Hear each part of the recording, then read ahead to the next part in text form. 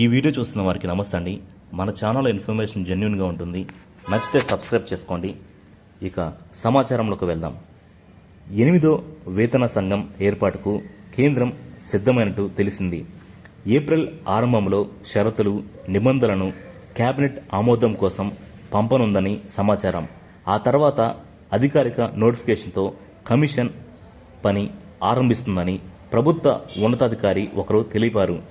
ఇప్పటికే అన్ని మంత్రిత్వ శాఖలు డిఓపిటి నుంచి సూచనలు వచ్చాయి. కమిషన్ ఏర్పాటయ్యాక వీటిని సమీక్షిస్తుంది. దీంతో 50 లక్షలకు పైగా ఉద్యోగులు, పెన్షన్దారులకు ప్రయోజనం దక్కుతుంది.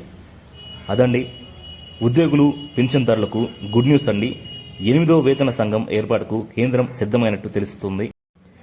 ఏప్రిల్ ఆరంభంలో షరతులు, నిబంధనలను కేబినెట్ ఆమోదం కోసం పంపనుందని సమాచారం.